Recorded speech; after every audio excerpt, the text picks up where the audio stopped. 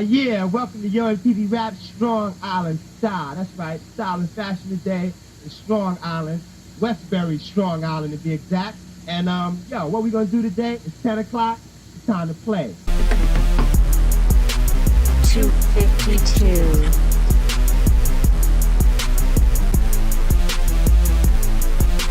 All right, well, I guess we've gone on long enough with this nonsense. Our show today is about the early days of MTV, in essence, a show called Yo MTV Raps. Right. So Yo MTV Raps first debuted, I want to say, was it 88? 88, so. 89? I will look up the exact day. I think it was summer 88 when the first, because it started out as a couple of 1 hour specials, you know, before it turned into a real show. Fab Five Freddy was the original host. DJ. Well, I know he was a host. He was a host because he actually talked to a lot of the artists and rappers and had him come in. I know that I wasn't really watching when Fab Five Freddy was there. I mean, I was aware of it, so I wasn't watching it. Tough. I wasn't watching it on a regular basis. But when I would go to my friend's house, whoever had cable and they were watching it, I would catch it. Watching it as like daily. Oh yeah. Well, when basically, the daily when we were roommates, and by that time it was Ed Lover and Dr. Dre. Dr. Dre and Ed Lover. You remember when it first? It was almost legendary at first. For like, I think it was Pat was the first. And did you see this hour of rap videos? Like, no, we didn't see that. We don't have cable. You suck. You know, Yes, and then he had a videotape. We're like, oh, a videotape, shit. Now you're back to awesome. Yeah, I mean, it was an hour of rap video, and then there was another, and then when I went for the summer, they reran those and had 2 more. And I was like, okay, so now we got like 4 hours of this stuff. You know, that's right. And they didn't show them otherwise. It was Walk This Way they showed, and Fight for Your Right, and that's about it, or No Sleep Till Brooklyn. So 3 rap videos in the entire 24-hour rotation. You know, and suddenly there was there was several hours more. Wow. And they did a lot of Fresh DJ Jazzy Jeff and the Fresh Prince. Well, that was about the same time. I mean that Parents Just Don't Understand was the same time that Yo MTV Raps was coming out. So they kind of mushed it together there. Like that video probably aired on the first episode. And on the feed of the microphone Oh yeah, another. Not only song, but I mean Eric B. and Rakim, all time great. I just want to say, like, it definitely was the show for us to insight and in depth on like guys like LL and stuff like that. Things that you won't get at that time. The only other I think Arsenio was the only down with rap artists. Yeah. Definitely, because I don't think did Carson never have like the Tonight Show? Did they ever have? Probably like Hammer and somebody huge, but not. LL wasn't showing up on Carson. So I hear that ladies love you. It's wild stuff, you know. It just wouldn't work. Yo, when I be licking his lips, LL stands for licking lips, man. Yes. Tell us more about how you lick lips. Hey-o! Yes! See, those guys, there's some people that, like, my kid would be like, who the hell are these guys? I've never seen them in his life, but they're, like, just legends, you know? Gone. Forgotten. And it sucks. Yeah. But as far as the Yo goes, though, I mean, they were on top of, I mean, everything. Everybody you can think of showed up on that show at some point, you know? Oh, man, for sure. Guest star, guest host. Also, I want to say, at that time, BET, which was a fledgling cable at that time. Yeah, it was. They had their rival. Like what was it? It was Rap City. Rap City. Yeah. Rap City, and in the late '90s, it was the Basement. Was that what it was? Yeah, the one that I remember was the Basement. Rap City, like especially at the beginning, it seemed like it had the videos that MTV wasn't airing because they sucked. You know what I mean? Like they had like the B-rate. The clips were already B-rate. They had the C-rate, you know, stuff. Like, why does this look so bad? I think it was more Yo MTV was more East Coast based. It was just easier to get those East Coast rappers into the building. Sure. Well, and also Yo MTV was pushing like they, as far as MTV being the marketing angle of the era, then they were driving our taste. Like we'd see the video and be like, "Oh, I'm gonna get that. Yeah. I gotta get that." Yeah. I saw a video for the K9 Posse, and I was like, you know what? I gotta get this because this song is dope. I never felt that way. That album was not good. That song was okay though. It's actually, if you listen to it now, it you know, you say, oh, that holds up. It doesn't hold up because it was shitty then, but it got better. You know, maybe it's because everything now is so terrible. You know, but you know, compared to anything I've heard recently, like I've listened to this, I didn't like it then. I think my cassette got played twice. You know. Yeah, that and the 30 years I've had it, but the Yo MTV Raps, Rap City, like Yo MTV was Marvel. Rap City was Pepsi and DC. Yo MTV Rap was Coke. Rap City. Rap City. I remember that. And the yo. I remember the. You have to. What do you have to do when someone goes? There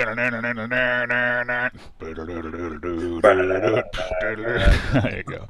See, like classic, man. That's an entire generation knows that instantly when they hear the Mark the 45 King song there. You know. But I'll tell you what though. One, we're too old to be in the club. But when they do play the old cuts and we out there, a lot of people are like, "Oh, look at this retro dancing they got going on." Well, they should have old man night at the club. Then you're in your element. You know? That's where I, if I do go out, especially if I'm going out with my lady or something like that, I like to go in those like the older, like, where's the Elks Club at? That's what I'm ready. I'm ready to go to the old man club. You go to places that say 80s or 90s nights, so you know they'll play some songs you actually like, and it's not just that shit with the four lyrics that repeat for 6 minutes. I try my best not to be that guy when my kid is listening to music. But it's hard to not be that guy because it is shit. Yeah. Now, the one thing I would say is that my son also appreciates classic hip-hop, too. In the car, he will throw it on backspin. Oh, good. And, just soak up the game. Yeah. And what's great about my kids also is that do all types of music. Therefore, the door's open for all the old stuff that I exclusively play in the car anyway. But they still, if the radio station sneaks on one of these newfangled stations, they know all the lyrics. Wow, Speaking of radio stations, I was like the big, huge. Was? Well, they did with the Clear Channel to iHeartRadio. Right. After they made the iHeartRadio app, and everyone liked their iHeartRadio app, but people hated Clear Channel. Yeah. And then Clear Channel just kind of changed their name to iHeartRadio. Smart. I just was reading the headlines. I didn't read the. Does that? We make up our own stories. Yeah, just like iHeartRadio is like 7 years in debt. They might be filing for bankruptcy, and they're still trying to put on this award show. That debt, that's not real money. Like Bitcoin? Debt, that's not real money. I'm just saying, what happened to radio? They killed it. They killed it themselves, so they have no one else to blame. You talk about KMEL. Remember when it had like hours and hours of local DJs spinning on the weekends? And does it have that anymore? At the end, whatever. It's like maybe there's 10 minutes of that somewhere, but it's probably being programmed from someone in New York. The last DJ I remember spinning on KMEL was Mind Emotion. Mind Emotion. Yeah. So that was we had that around here too. There was all kinds of all that Detroit techno stuff came from Detroit, but You know, that there were the wizard. Weird if it came from somewhere else. You never know. Sometimes that happens. You know, they call it something else. Like a Boston cooler is the thing that comes from Detroit. So what are you gonna do? It's you know, it's just weird stuff. But yeah, the radio stuff, they just nuked it. Here's a little piece of trivia for you. 80s sitcom star in his show frequently wear a white MTV Raps shirt on the show. And I'll give you a hint. No, I'm not going to give you any hints. I'm going to say Bud Bundy. That is a very educated guess. When he was Grandmaster Bud. Grandmaster B. Grandmaster B. Kelly would constantly call it like Grandfather. I was either going to say Bedwetter B. Yeah, exactly. My favorite, I think, was is it Crossdresser B? Or it goes back. How about the dude from Half Baked? Cuban B. Yes. My other guess would be Brian Austin Green from 90210. That's 90s. Oh wait, was it not Bedwetter B? It was not. No, it wasn't Bedwetter B. Wouldn't be Fresh Prince, because Fresh Prince would be 90s. 80s. Huh. I need one. Would secretly wear it, like it wasn't on display. In other words, it was under something, so you couldn't see it. How about Neil Patrick Harris? There you go. Fuck. That's it.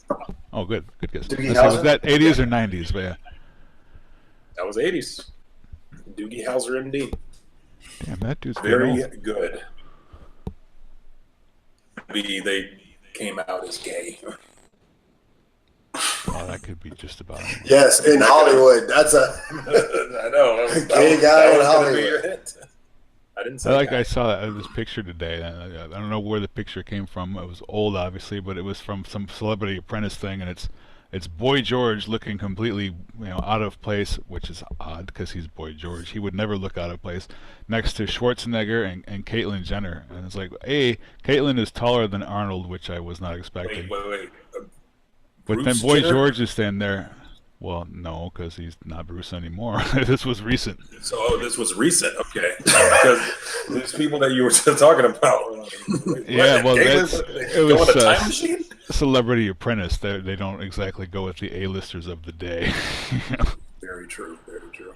But yeah, it's like you should see that, because you don't expect. Wait. Boy George is looking at them like, what the fuck is wrong with these people? And that's the look that's on his face. It's too funny. The same look. I don't think it's fair to throw out Caitlyn Jenner taller than, because Bruce is a tall guy, and if he has on 6-inch stilettos, he's now 7 feet tall. That's exactly what it was, because I looked up. They're both 6 feet 2, but Caitlyn was wearing the 4-inch heels, so she, like looking down on Arnold. I'm like, well, I'd be like, she'd be taller than me in the heels, but I'd be taller than the Terminator, and that's kind of cool. I just watched this movie called Kill Gunther with Arnold Schwarzenegger, and he doesn't look that tall in the movie. I mean, a couple of his co-stars are tallish. Some of those people are deceptively, small. Like Stallone, he's kind of small, but Danny Trejo, you never expect him to, because they always shoot him to look huge, and then you see him stand, and you could pick that dude up under your arm and walk away. It's like, wow, it's like... No, you can't. Well, he will kill you. Actually, I think he's probably a really cool guy, in real life. I just hated Danny Trejo. You gotta remember, Danny Trejo did time in prison. Oh, he can kill you 11 ways, but I don't think he would unless you really pissed him off. He doesn't want to go back to jail. Uncle Machete.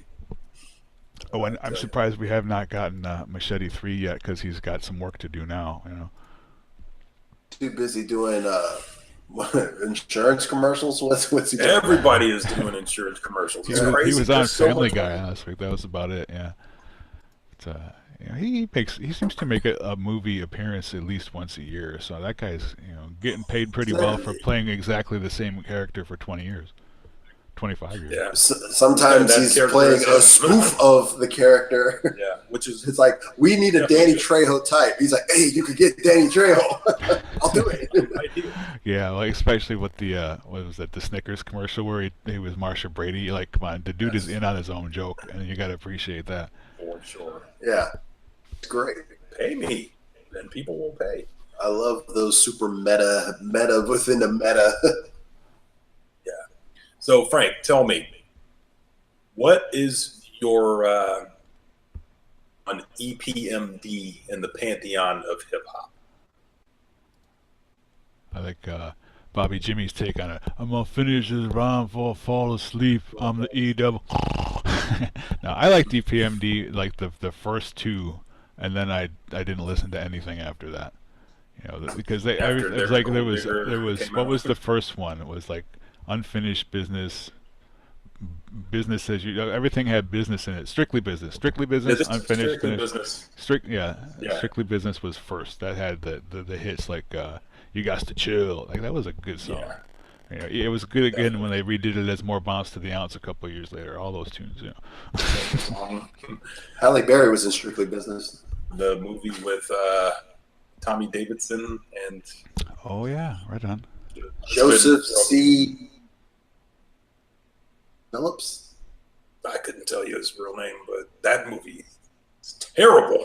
Was it? Oh man, it's not That's good. probably one of those movies you can't find anywhere anymore. There's a lot of those late '80s movies that like try and find what tougher than leather is lost. Yeah, it was like 90.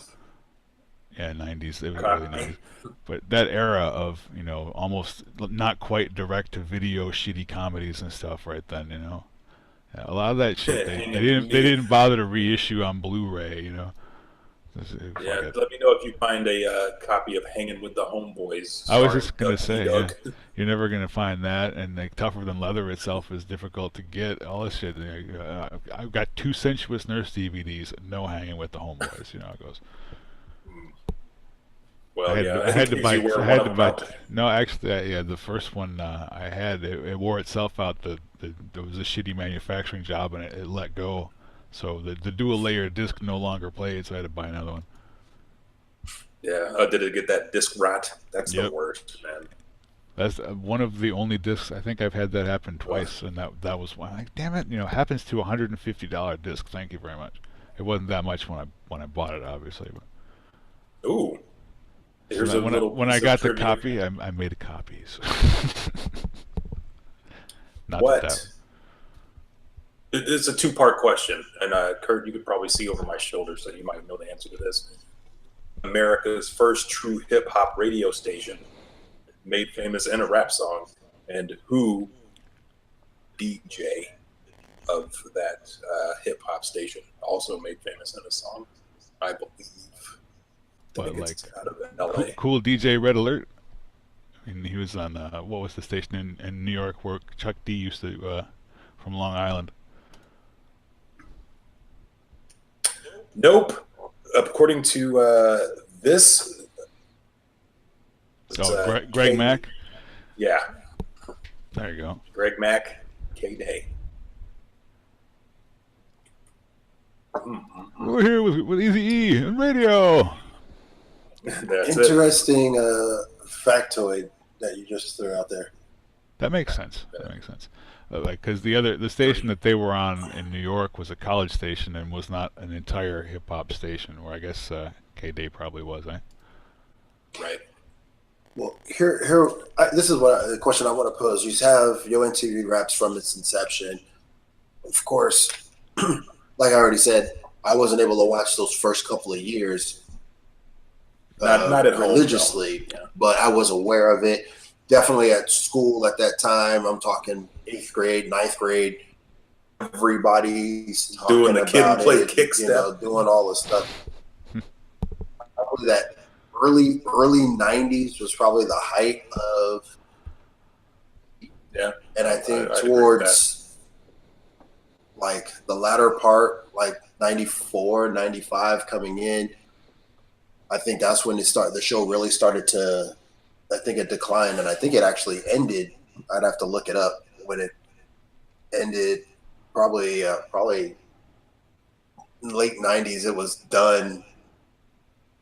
It had to do with censorship because there was I think I was in my senior year when Public Enemy came out with By the Time I Get to Arizona, because they were talking about how like Arizona like did not like I got a letter from the government the other day. I opened You're mixing two songs. Is that two different? Yeah, that's two different songs. By the time I get to Arizona, it was about how they didn't MLK Day. They were like the last state to recognize it as a holiday. Oh yeah. And then oh God. I opened and read it. It said it was suckers. That's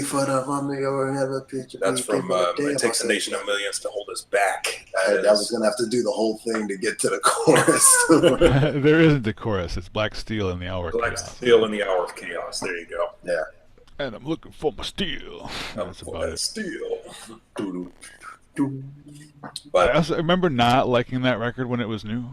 It was like Beastie Boys, the same thing. Like, this is too different from the one we like, but I don't want to listen to this one because it was like, it was like constant sirens on that PE record, and I know like that had to bother you. I was like, what is that noise? Yeah, I got used to it after a while, but I like that I'm bringing the noise, but like on the entire 60-minute album, it got to be a bit much. They literally brought the noise and kept it. Like, take the noise away. And that was, Chuck D. I mean, they sped up the beat, and they had that annoying noise to get your attention. And we can rap every lyric off of that. It Takes a Nation of Millions. And all of those high-pitched, annoying noises, it turns out, were pretty much just horn breaks from a bunch of jazz records played at the wrong speed and stuff. And it's really musical. We just what is it?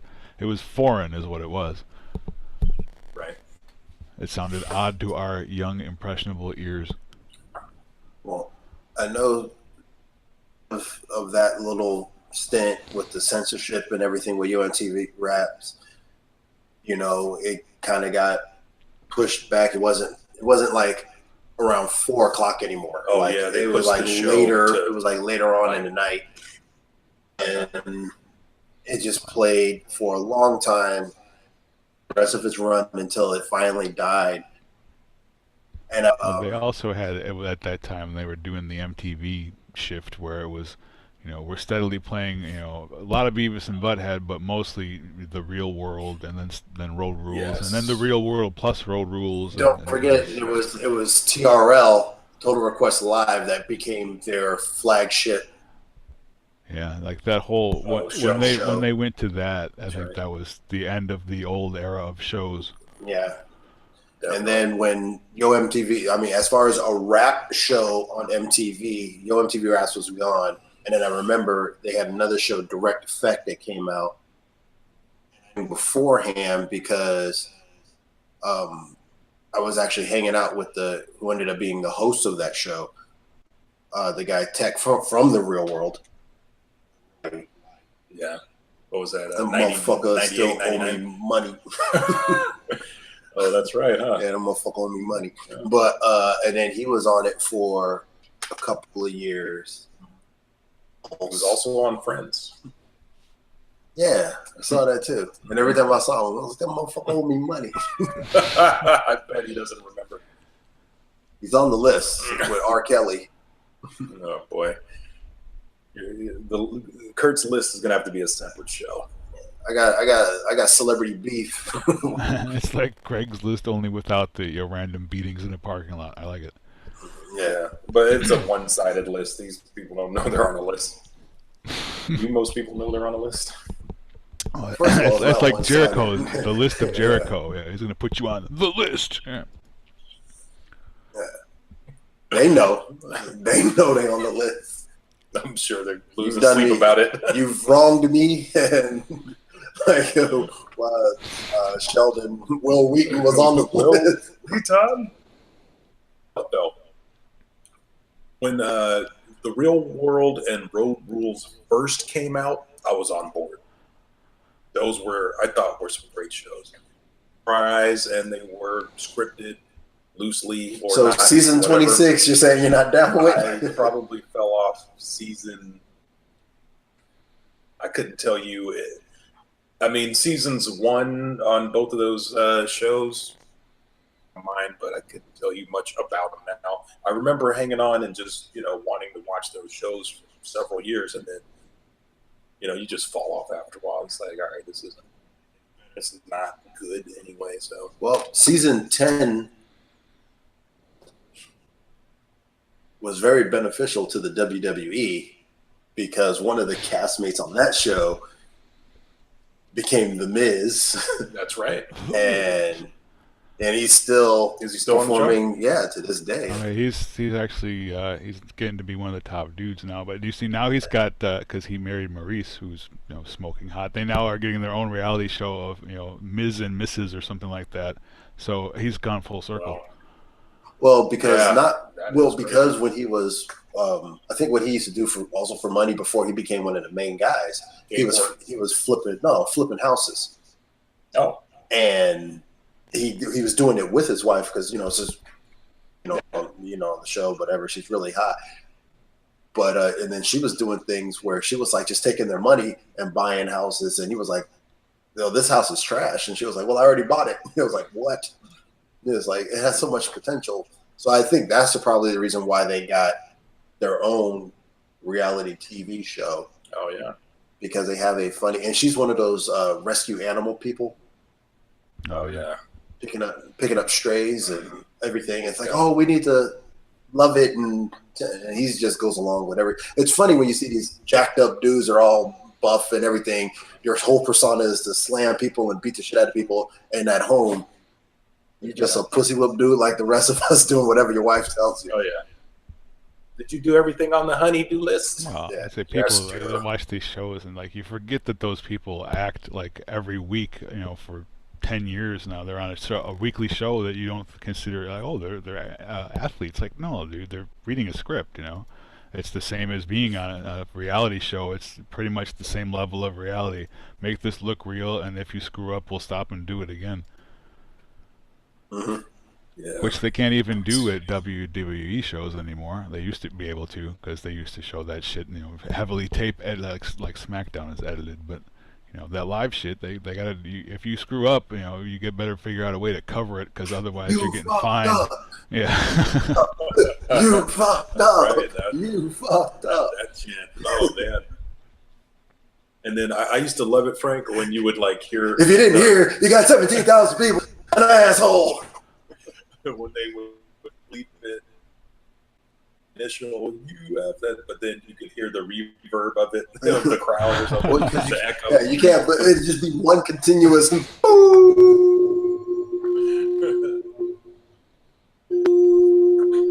Sometimes they do that now, except they don't do the beep now. They'll just totally mute all the crowd mics go silent, and all you hear is the shit they pipe over the top. So they can now silence the crowd when they start cursing and saying things they don't want on their PG show. But it took them, 25 years or 50 years to get to that. Well, you got to assume they're their own worst enemy because they created the Attitude Era. And right. It's hard to put the genie back in the bottle after you've done that. You can tell they're clearly sick of hearing people go, what? Every 5 seconds when somebody stops talking, It's like, dude, come on. That shit is old. It's like, and also I guess if people would learn how to pace their promos so they weren't stopping every 5 seconds for people to say it, it would be fucking not a problem. But none of these dudes can read a card anymore for some reason. It's hard. Come on, dudes, memorize that shit. You only got to be out there for 90 seconds. And then you think about people. I know we're getting way off the beaten path now, but when you think about people who have transcended.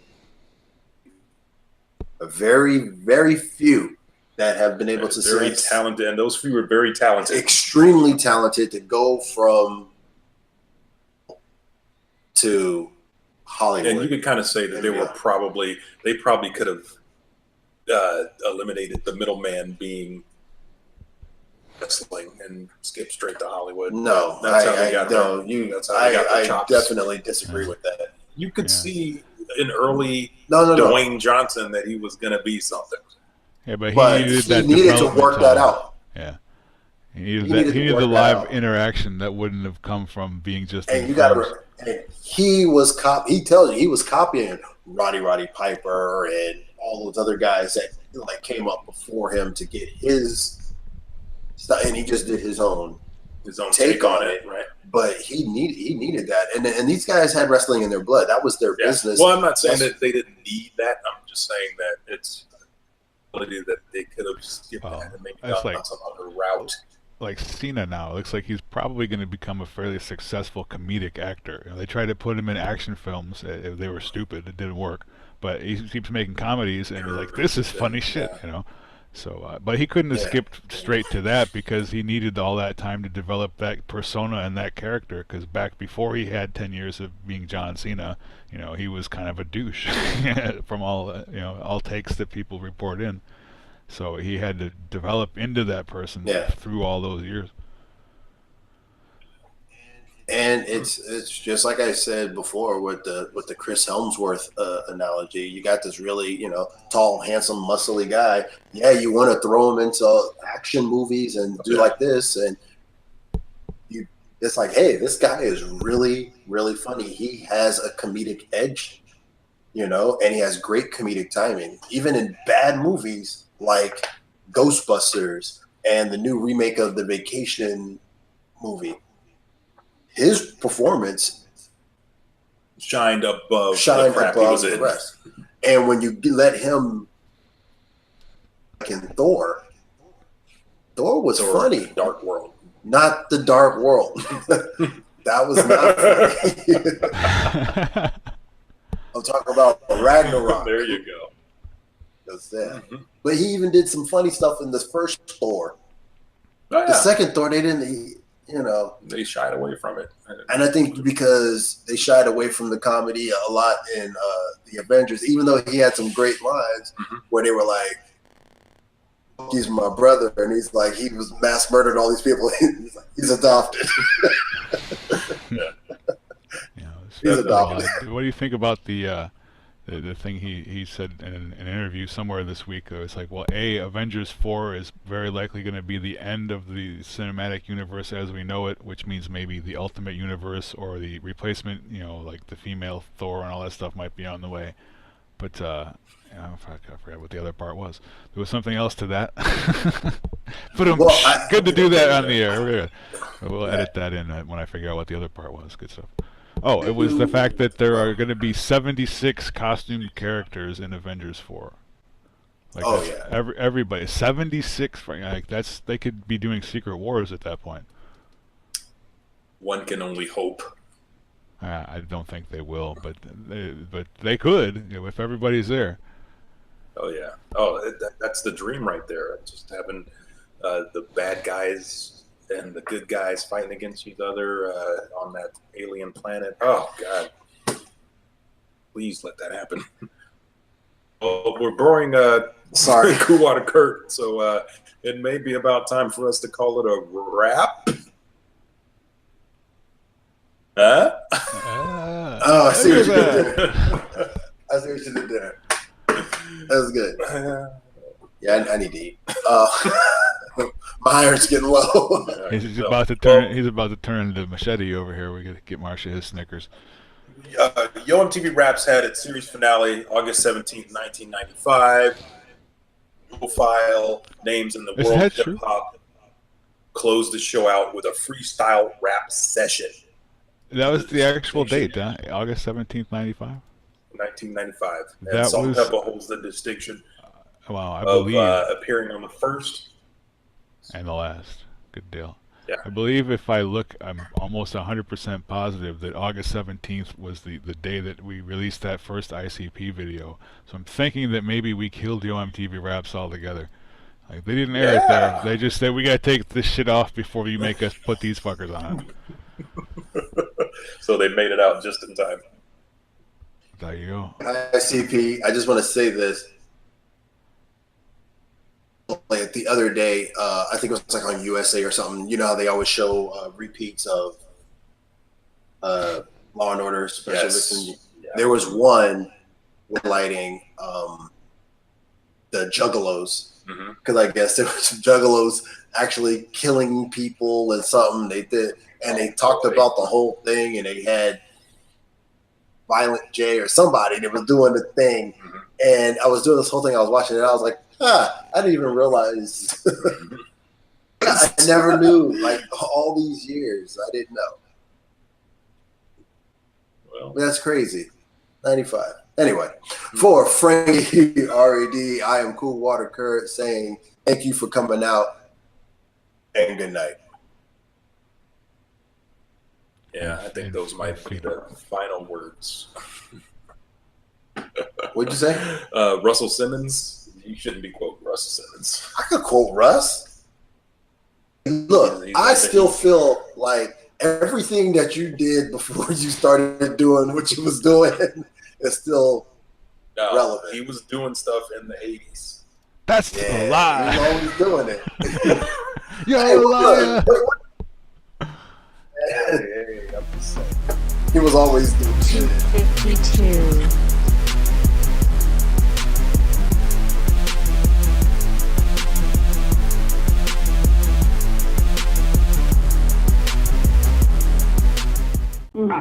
Donna, pull yourself together.